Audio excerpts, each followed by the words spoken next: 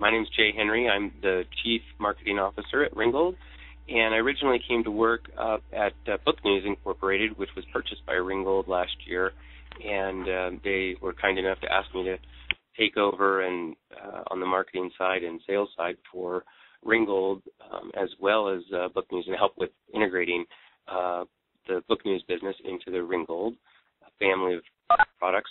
And I work with Christine in North America. My role is global, so many folks, if you're from the UK, you may see me at conferences and that kind of thing. But we work in North America with publishers mainly to help get data in shape, and that's what we'll be talking about today.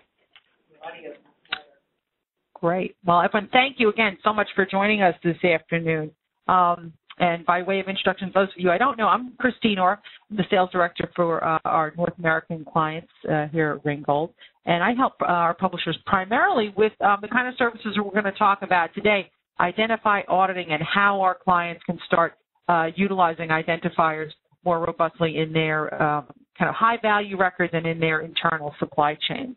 So why do we at Ringgold care about this topic? We're kind of evangelists for this in the field.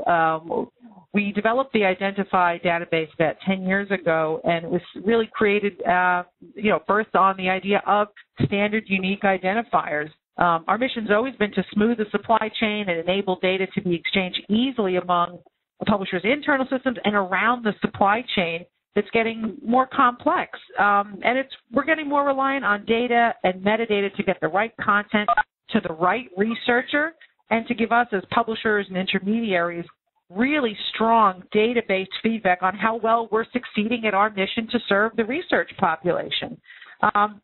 So today we're going to talk about kind of the why, the what, and then the practical, the how of identifiers. This looks like a really brief agenda, but we have an enormous amount of content to cover, so I'm going to jump right in.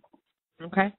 And for the benefit of folks who did not join us at the first webinar 2 weeks ago, we're going to take a brief review of what unique identifiers really are and why you should care about them, which we covered last time. We'll do a little bit of a dive today as well. So why are they key?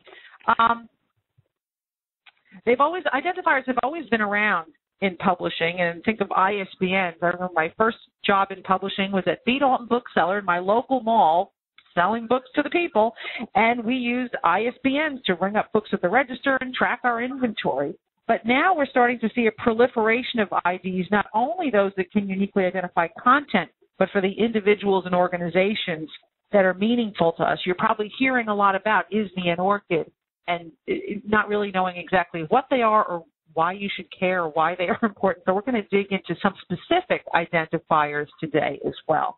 But the reason they're important is that they're a foundational building block. Well, that's repetitive, but they're about a building block of really good data health, which is what we talked about a couple of weeks ago. There's a lot of ingredients that contribute to healthy, usable data. How complete are your records? Do you have a good data quality policy? That kind of thing. But identifiers can make a powerful difference regardless of your starting point. So what are they? You probably noticed these little numerical strings wherever you go in the scholarly supply chain. So what they are is a numeric or an alphanumeric persistent designation that is associated with a single entity. And by entity, we're talking about an institution, a person, or a piece of content. People, places, things, okay? And, you look around and you see, you go to Amazon and you see ISBNs, you look at a journal article, you see a DOI, a digital object identifier, and over there on the right we see some author identifiers, okay? These are kind of starting to pop up and become more prominent. So we're going to explain these today, take a little bit of a deeper dive. So what do they do? Why do we care about these unique identifiers? They do two things that no other data element, no other single data element can do for you. And one, that's disambiguate, which is a really big word that sounds kind of scary, but it just means to enforce uniqueness. It means to tell the difference between thing one and thing two, even though they kind of look the same. And the other thing to do that they do is enable linking or this powerful data integration that we're going to talk about, okay? So they join up disparate data sets without having to finesse the records together. They're a very simple basis for data governance, like we like to say around the Ringgold virtual water cooler. So to dig a little bit more into thing one, that uniqueness piece, let's take this first. This concept of data disambiguation means to tell the difference between things that have the same name but are actually different, like you see here. One of my favorite examples is this Northeastern University on the right-hand side of your screen. There are two Northeastern universities in the world. One is in Boston and one is in China, okay? Without an additional piece of data like location to tell you which one of these you're speaking of, you don't know which one you're speaking of. It also means consolidating or joining together things that have different names but are really the same. The Bodleian Library is one of the main libraries at the University of Oxford. I'm sorry, did someone have a question? Yes, or like Harvard, Ringgold, everything. Yeah, you have no idea. Okay. I'm going to ask if anyone, I apologize, the webinars are a little bit of an odd way to communicate. So if anyone has any, I can't see if you're like nodding your heads and all of that. So if you want to either text me a question in the chat window, that'd be great, and I'll be sure to answer it. Or you can unmute your mic and ask me a question as well as we go along. So we just want to make sure everything's clear for everyone. Okay. But to get back to this, you can see on the left we have lots of different variants for the University of Oxford that are all really the same university, the same institution, but your subscriber records probably look a lot like this. I know mine used to. And on the right-hand side, we have the University of Northampton in the UK and all related components of that same institution. The business school, the School of Science and Technology, subdivisions of that school. They're all really the same university, and they should be linked together, but because they have different names, we can't tell that they're the same, and there's no links. In Ringgold parlance, we call this related pieces of the same hierarchy, okay? So I think it's pretty clear why disambiguating is important. I think we can kind of figure out the kind of trouble we get into when we don't tell the difference between things that really are different, and we inadvertently join together things that are the same. But one of the things that I always think of is it's renewal season, and this is the time of year where we all kind of look at our journals and serials renewals and try to figure out who really renewed and who really lapsed. I used to run campaigns with outside agents trying to support me on can you please call up these folks who I think lapsed, but really their renewal had bubbled up under a different name, maybe in English when last year it was in German, and now I've spent time and money unsuccessfully reconciling my new and my lapsed list, and I've spent money with them calling clients that didn't need to be called, and worst case of all, I might have cut somebody off who who really did renew under another guise. So I think we all understand the kind of problems that can bubble up with this. So taking a look at the upside, the successful side of data linking, they're a single data element that provides an unambiguous hook into a record. So here we see two different databases that are joined by that number in the red circles there. This is the Ringgold identifier for a particular publisher, CRC Press, and we have two databases that kind of can be hooked together using this. In the larger box on the left, you'll see a screen grab from our ProtoView database, which holds content, records about newly created content, books, other kinds of works. And of course, one of the pieces of data that we want to capture on a new scholarly title is the publisher. So we put the Ringgold number in there to make sure that we really have captured CRC Press, and it's this CRC Press, okay? On the other side, the dark blue box is a record from our Identify database, that core database I was speaking of earlier. This is a database that tells me more about CRC Press, the institution, okay? Again, that hook is that single institutional identifier. And what can you do once you start using these kind of identifiers through all of your different data silos? The short answer is anything you can really think of and that your systems will accommodate. This is just one view of the kind of array of systems that a typical publisher might hold. Fulfillment, authentication, the financials, the prospects are over in the CRM, and we've got people down in our author and member databases. So let's say you start to join these together using unique institutional identifiers, you can do some really great, easy things. For example, compare your fulfillment or your active subscriber list with your document storage system and see instantly which subscribers have never submitted their online license agreement, for example. Or join up more systems and data becomes even, easier to exchange and greater benefits can be realized. We've got a client that uses about 3 different systems to take and fulfill institutional journal subscriptions. They use a CRM, an authentication system, and also an accounting platform. But before joining them up using identifiers, they had big disconnects in their data that affected their researchers and their subscribers. They couldn't tell sometimes why an authentication system was granting journal access to a particular institution because it seemed totally unconnected to any payments that had come through the financial system. Okay? And that's just thinking about one kind of ID. Once we start to disambiguate both our authors, the people, and the institutions, then we can really get even more powerful intelligence. Imagine how much better this could be if your authors and your institutions were disambiguated. You could start to do things like, I come from the sales and marketing tradition, so I'm always thinking of dream sales campaigns I could have run back in the day.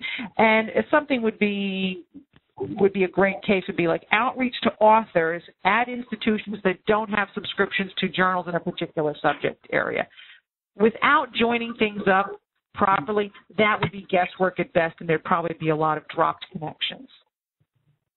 Okay? And while we've been talking about some great things that you could do with internal systems, imagine how powerful it is once the rest of the supply chain starts kind of talking to each other in this more efficient way. One thing that we're going to come back to over and over again today is the concept of interoperability and widely accepted identifiers rather than just the proprietary IDs. So by using more broadly accepted identifiers, you can easily start transferring data with external parties. For example, other publishers, we all kind of acquire or de-acquire journals.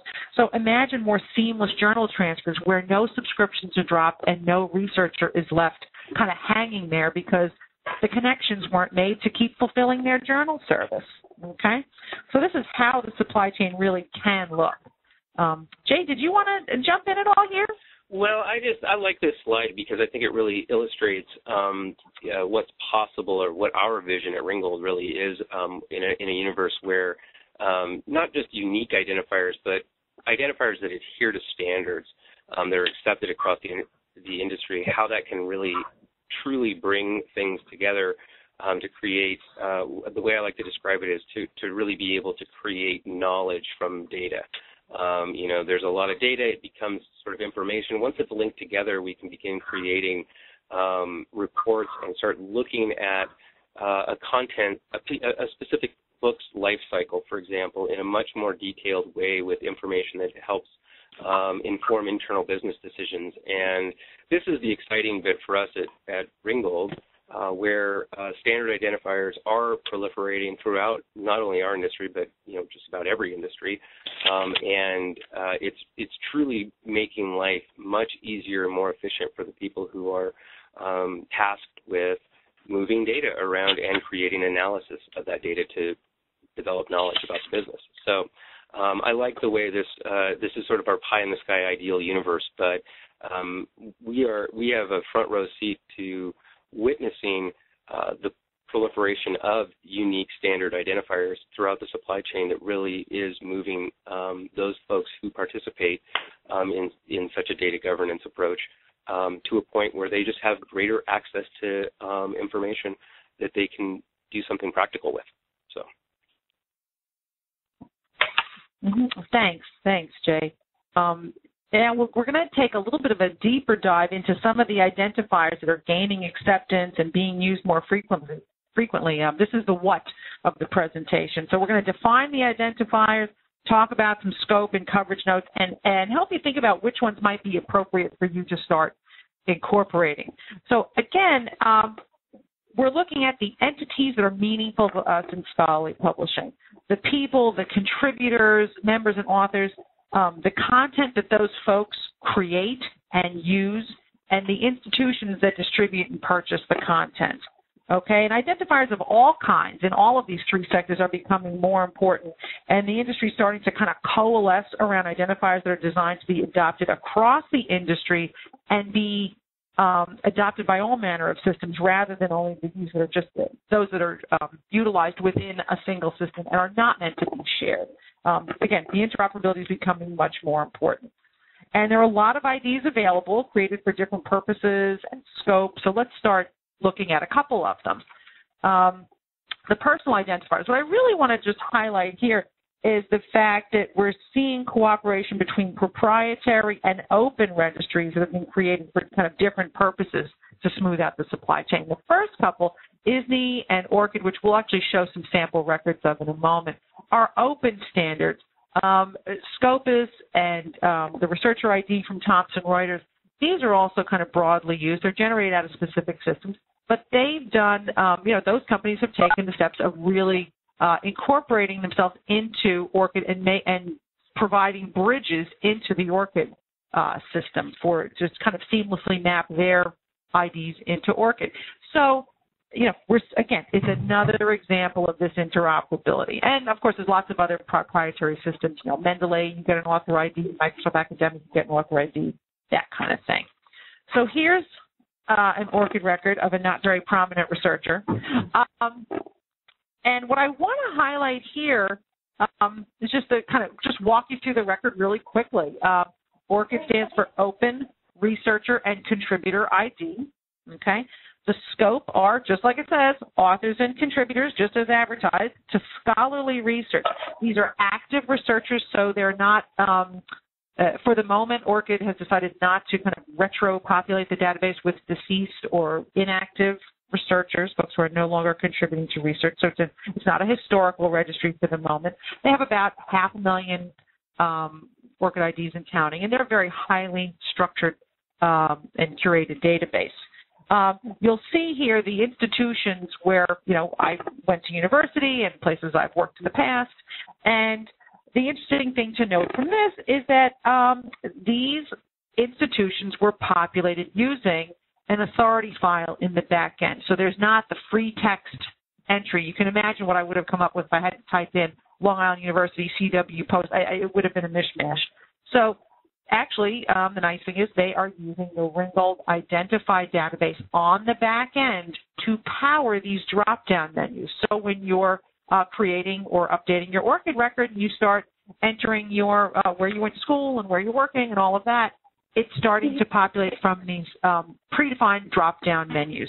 So it controls the information that's going in. Okay? Go through. ISNI is another one that people have heard quite a lot of. It's the International Standard Name Identifier. It is an ISO standard that has been adopted, and it's designed to be a bridge identifier between different kinds of data sets that hold lots of different metadata. So you saw that ORCID record that held lots of different that held a lot of different metadata about me, where I've worked, where I've gone to school, that kind of thing, okay?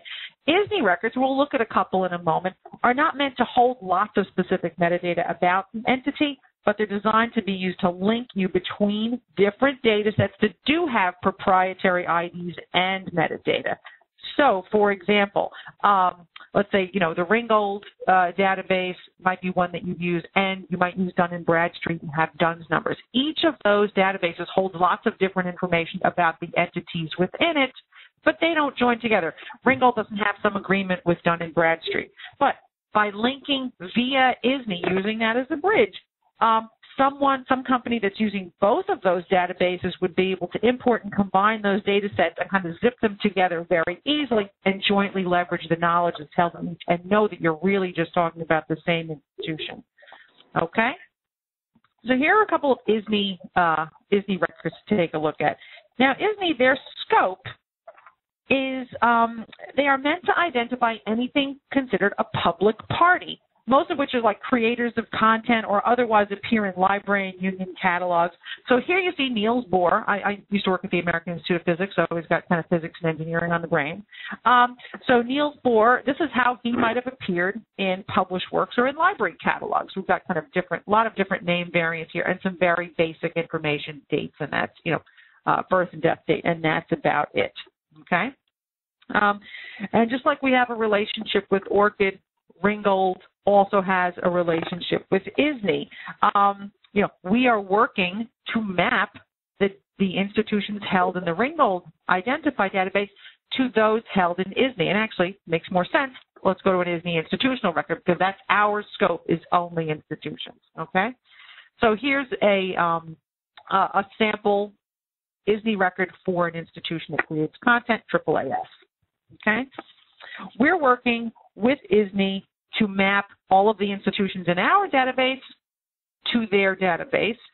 And should there be kind of gaps in between, we're working to fill in that delta. So where there are not ISNI records for a component, for a corresponding Ringgold institution, we will work with them to create ISNI records so that we have complete and unambiguous one-to-one matching. Okay? By mapping our database completely to ISNI and holding ISNIs in our Identify records, we hope to really put our clients who are using Identify at the starting line so that they can really maximize their supply chain linking and take advantage of that bridge. Okay? To dig a little bit more into other institutional identifiers beyond ISNI, I'd like to point you to a really helpful report that came out last year from JISC. And that link, don't worry about trying to copy down that link. I'm going to send everyone a link to this whole slide deck so you'll have it. We'll do that after the conference. And the report was kind of UK specific, but it identified 23 different institutional identifiers that are being used in UK, academia and higher ed. And it also detailed lots of use cases for publishing and funders and others in the scholarly supply chain, which we can heartily support. And, not surprising, they found a lot of the things that we've been thinking of, the fact that it's just darn hard and a nightmare to try to link together organizational information from lots of different data sets. We all have different naming conventions and things, and so without identifiers, it's a total nightmare. And they also echoed the call that the more of us in the supply chain that use identifiers, the more the entire supply chain and the scholars at the end will benefit. They also highlighted some key aspects of identifiers that support a wide range of uses. For example, again, the scope was one of the really key things, and noting that not all of the identifiers, they had about 23 that they talked about in the report, not all of them had global coverage, or not all of them had multidisciplinary coverage. Most of us have global and multidisciplinary or multi-industry subscriber lists or institutions with whom we work. So those are the ones you're going to want to kind of focus on. And this is just a small excerpt from the report. I encourage you to take a look at it that shows, the features and coverage of different kinds of identifiers at play in the supply chain. Okay. And this is a typical Ringgold Identify record, just to describe, again, what our scope and coverage is. But you can see in the top left corner that unique identifier for University of California, Los Angeles. Our identifiers are all numeric. They're assigned sequentially. One thing to note, you'll notice the ORCIDs and the ISNIs have the same format, which is 16 digits alphanumeric. Okay, ours is between 4 and 6 digits. So again, identifiers come in all shapes and sizes, but they relate to institutions in the Ringgold Identifier database, which again, our scope is institutions in the scholarly supply chain, licensees, publishers, agents, funders, that kind of thing. Okay, and we'll dig into a record a little bit more when we talk about the Identifier database specifically. Okay, but just to talk a bit about the fact that, again, ISNI is a bridge, whereas this is a database that holds specific metadata, like ORCID holds specific metadata about those people. The Identify database holds specific and curated information about each institution that is in the database. So you see some location information, you see, the domain name, you see consortium membership. Again, these are data elements that are useful to us in scholarly publishing.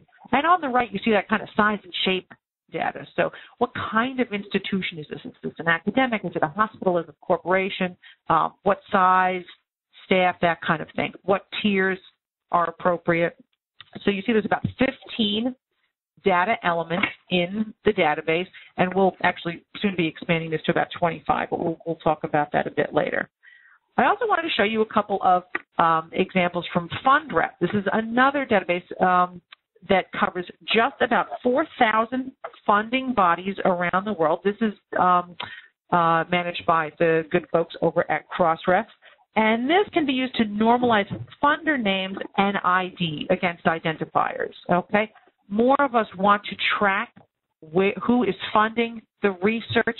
The funder may be relevant for proper application of open access publication charges, so it's really key to track this. And the funders themselves might want to be tracking where their research is ending up, what research is coming out of the grant money that they've put into the system. So for all of these reasons, the need for FundRep was recognized. Okay? So let me throw over to Jay, who's going to talk a little bit more about the third kind of identifier, the content-related IDs. Right, thanks, Christine. And this is, I'll just be very brief, well, as brief as I can be, I suppose, about this, because we do have a third webinar in this four-part series 2 weeks from now. I believe it's February 12th, 2 sessions that will deal much more specifically with content level metadata, what I call the third leg of the stool of people, places, and publications or content. But I did want to just quickly touch on some of the identifiers that are out there as we've been listing them. Most of us are very familiar with all of the simple identifiers that I've listed here, but the importance here is really identifying published works and discrete bits of content, really without confusing the two. And an example there would be, identifying a book properly as a unique item, and then chapters if those are either accessible or in some form defined as a deliverable by a publisher. So in the forthcoming webinar, we'll get into more detail about this kind of topics about why a unique ISBN should be assigned to every unique deliverable, regardless of its format and that kind of thing.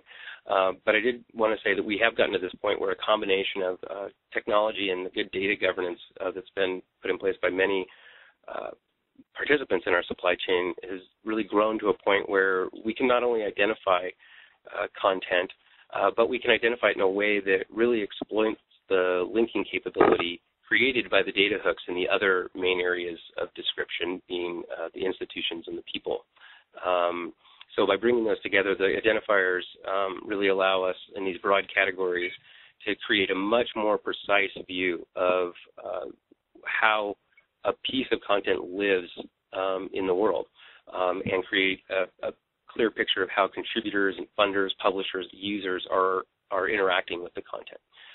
It's also really the identifying content opens up the door to effective content marketing, and we'll talk more about that in essentially that one of the best things that we can do to help promote titles on behalf of publishers or publishers themselves promoting titles is really prepare really excellent metadata to feed the supply chain and the discovery services out there. So what we're seeing is some moves toward different acquisitions models in libraries where the same record is being used to discover a title, create a purchase order for the title, and then is ported into the OPAC for discovery among patrons and researchers, and many models of demand-driven acquisition where a title may be listed within a database available to patrons for works that are not yet owned.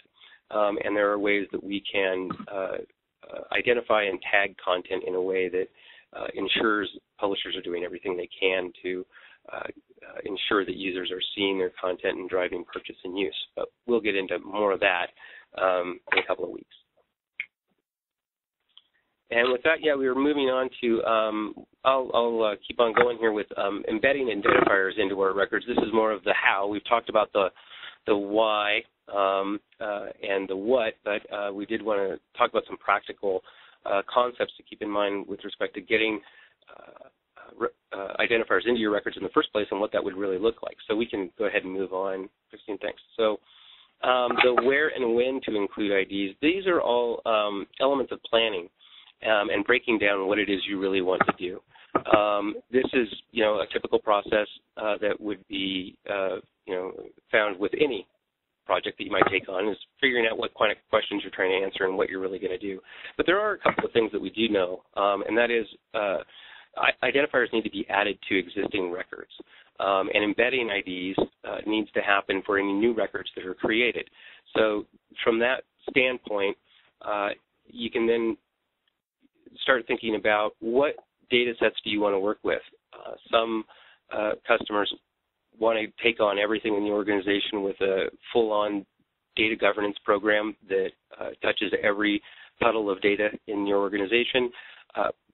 Other folks want to start small with a single data silo or link a couple of smaller data silos together, which is all a personal decision and unique to pretty much every organization. After you get an idea of what you want to touch, we recommend taking a look at the existing workflows and how those might be impacted. And from that standpoint, it's a good time to consider which IDs do you really need. Now, you may start off already having a pretty good idea, but this is the time to really answer, okay, which IDs do we need, and do we already have a place for them in our systems, and how do we create a place for them within our systems? In many cases, you don't have to really worry about that. Many systems, like Think Subscriptions, already has a field waiting for the Ringgold number, for example. But other systems, like CRMs, may very well need their records to be disambiguated and identified uniquely. So, as I said, with any project, there's the inevitable question, and we can move on to the next slide if you would. Christine, I'm reading your mind, Jay. No, I'm kidding. Yeah, really, right? Thanks for that. I need it. The build, buy, and partner question is kind of what I'm getting at with this question of in-house options. Should we do this ourselves? What kind of internal resources are we going to have to apply? And are we better possibly served by looking outside of the organization? If we do it inside, there's going to be a need for a taxonomy to be decided upon what kind of IDs you're going to use, what kind of authority file. Again, we're evangelists for standards, so we always recommend using something that's already been created and accepted. And then you have to decide whether or not and to what extent you would like to build custom solutions for mapping your systems together, building data loaders and transformation tools to make the data talk across silos together. And as Christine touched on earlier, improving data capture to require the ID as a field. This is really creating good, clean data as you're moving forward so that you're always attributing a unique identifier to any new record that's created. And then we put up the link here to ORCID's support site for some tools to help folks get an idea of the level of effort and what might be out there in terms of tools that can be used for in-house projects to deal with the question of what can be dealt with in a manual way, much more expensive and usually higher quality but also slow, versus something that can be done programmatically. And there are some tools out there that can help folks that may not be initiated in this kind of work. And then if you decide that maybe there's more chunks of this that you really can't take on, there's the potential of reaching out to outside organizations. I always use the analogy of I always get into a building project on my home and think I can probably do something, and I probably could, but it's amazing how working with someone who does it for a living can make it look so much easier and actually cost less in the end. Some of the things to consider if you are looking at partners that can help you get your identifiers into your data system. Always remember not everybody is the same, so there's some questions you really want to ask when you're talking to folks that you're considering working with, and some of those we'll include in the slides that we send around to everyone. But it's important to have an understanding of what their capabilities are with respect to mapping data elements in your records to standard identifiers versus what they can provide for you in terms of data normalization, which are different. Taking the data first, going through it, cleaning up the records and deduplicating it, as Christine will give us an example in our auditing example later on about how multiple records within your database may actually be describing the same thing. So going through and cleaning data up, which really means standardizing records, deduplicating records, and getting things consolidated is the first step. And then once you've got a clean record set, taking that data and mapping it to a standard identifier. So there's quite a bit of information about the general process of this in the first webinar that we put on about getting identifiers in and what that process of putting what we call a data governance program in place, and this is something we're happy to talk to anyone about at any time. But the next slide, that's one of my favorites, is really about how to build a linked supply chain. And this is carrying on to what I had said earlier about what gets us excited about Ringgold is the proliferation of unique standard identifiers throughout our industry and others, allowing disparate data sets to be brought together and analyzed to create more useful information.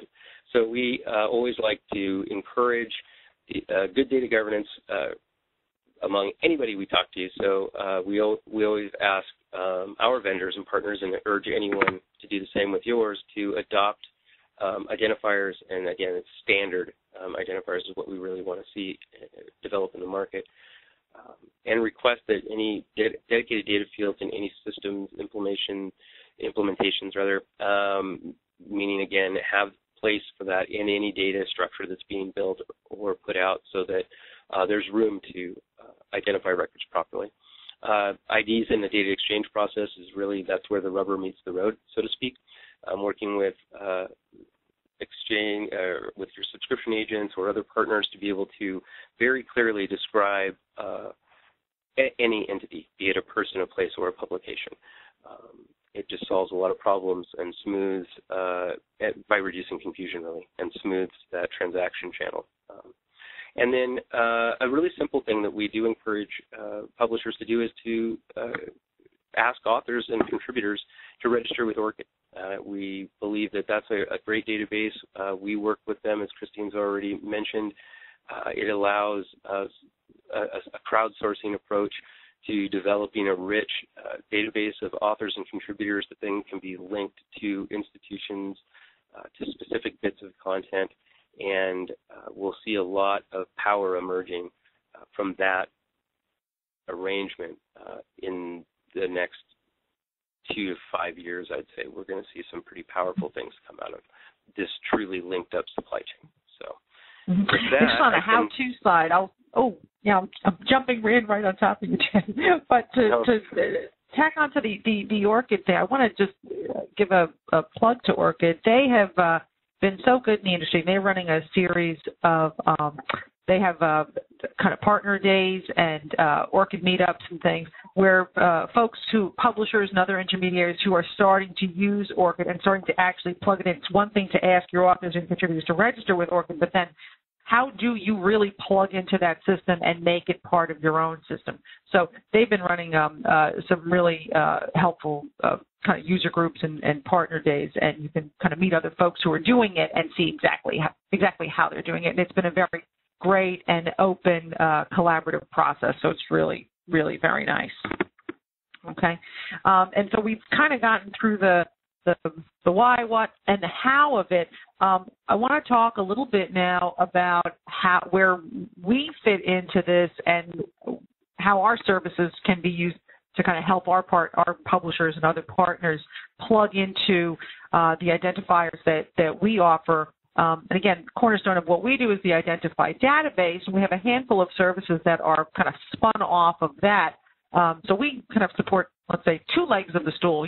There's content, identifiers and metadata that Jay will talk about a bit more. I'm going to talk more about the institutional identifiers, again, the people, we kind of leave that to others. Other folks are doing that and disambiguating authors and contributors very well.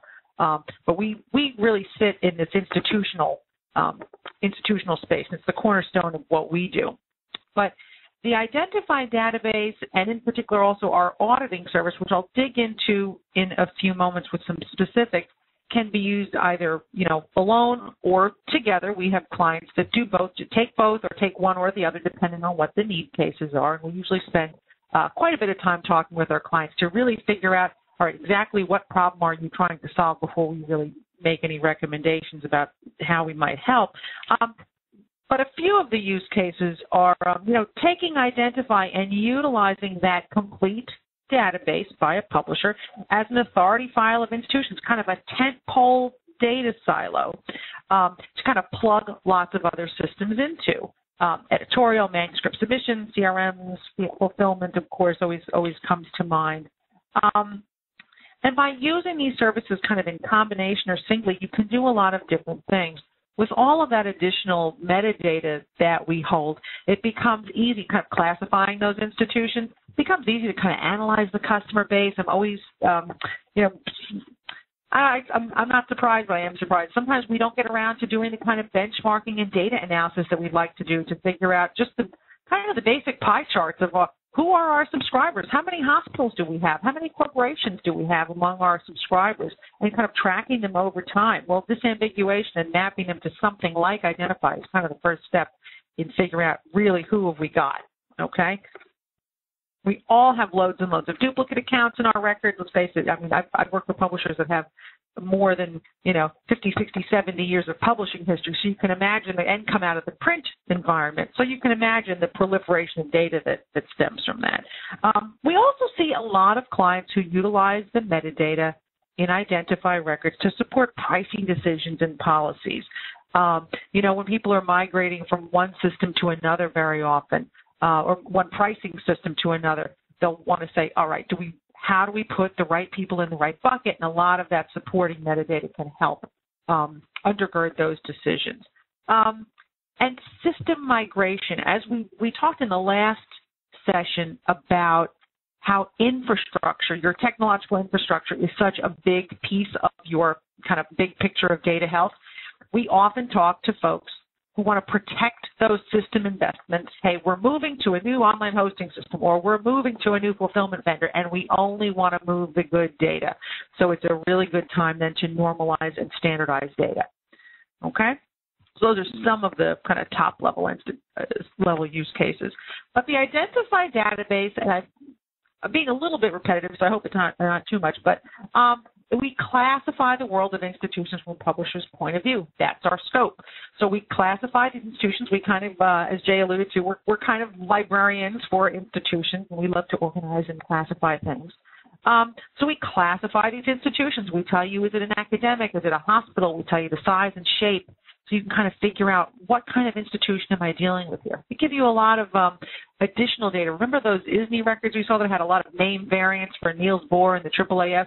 We also include name variants. We always include the full, in the circle here, the full legal name of the institution in its native language. And some folks do want to standardize on that and use that in addition to the Ringgold ID. But they also want all these alternative names, the library names, the name that it used to be before they merged with someone else, the old name of the company, the acronym, the name in English instead of in, the native German or something like that. So we hold a lot of that additional data. We also, again, map the institutions together. So we all know we have really complex organizations that we deal with. Here's a fun one, University of California system. Okay, it maps all the way up to the state of California. But then you can kind of drill down and stop at the university level, or you can get further down into divisions and individual schools and departments.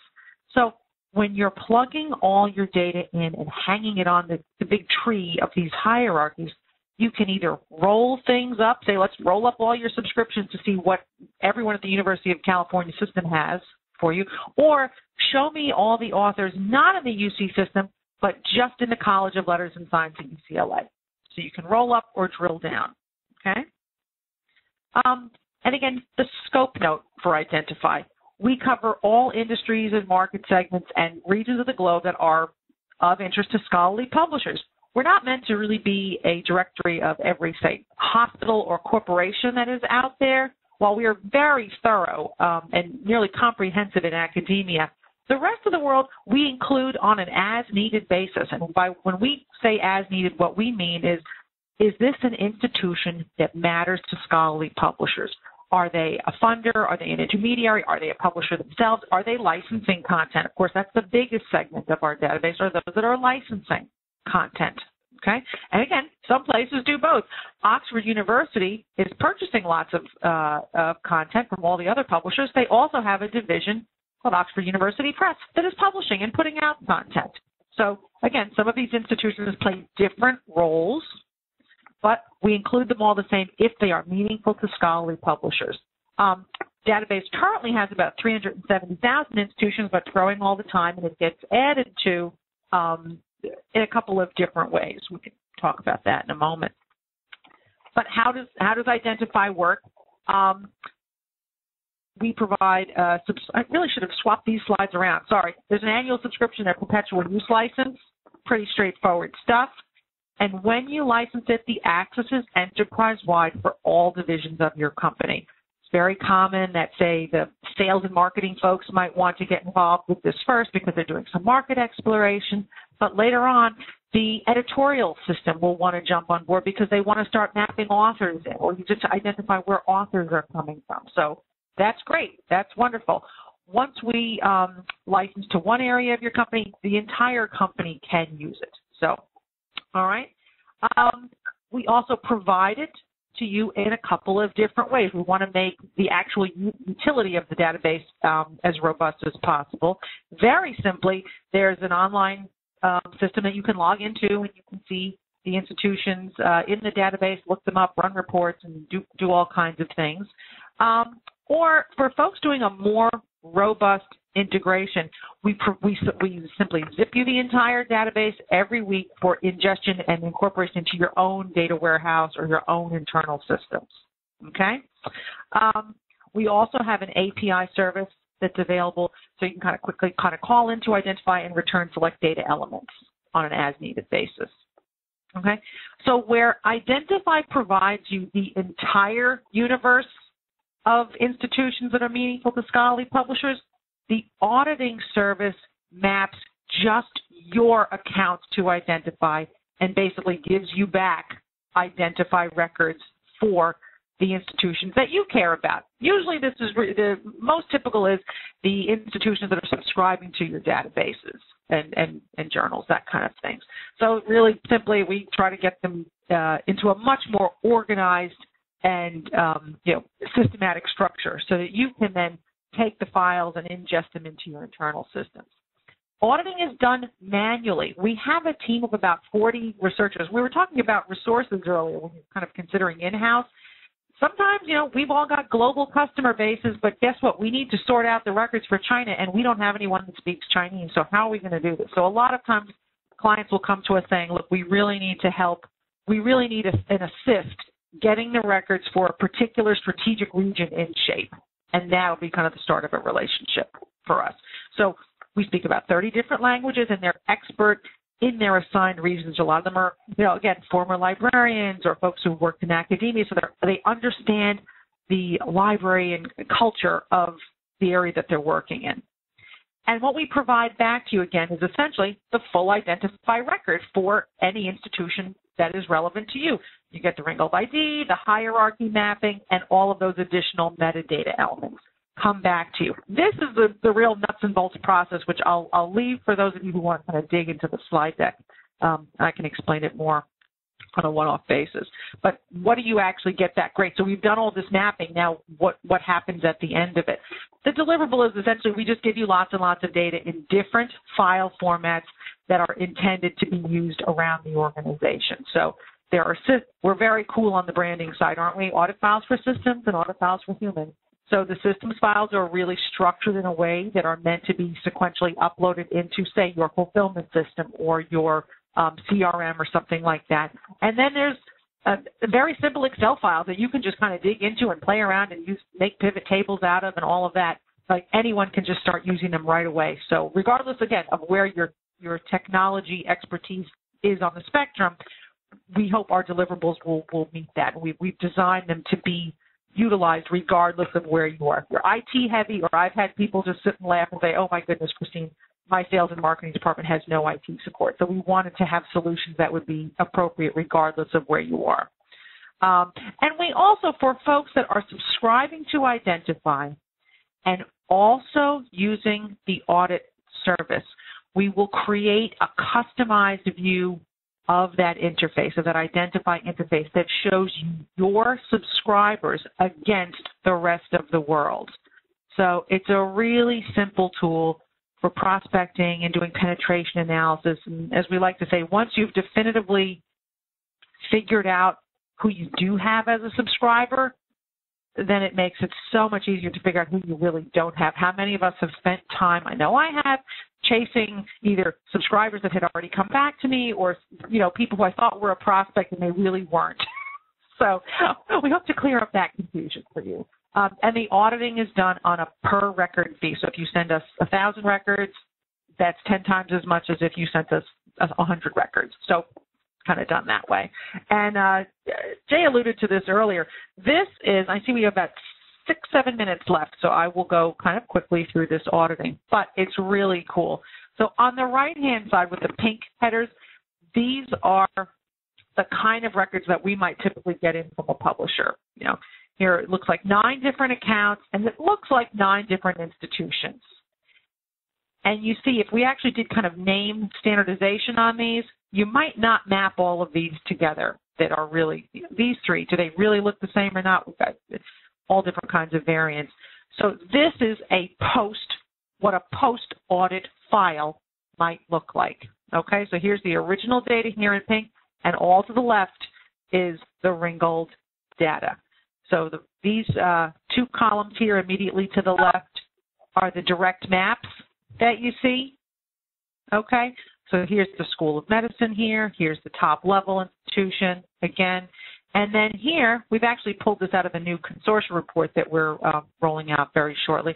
These are mapped into their consortia parents. So this would be a sample of, let's say you're trying to sell to the Cooper and Consortium, and you're trying to tally up exactly who you've got in a particular consortia. That reconciliation process is always really quite painful. I know I spent 3 years doing that and nothing else.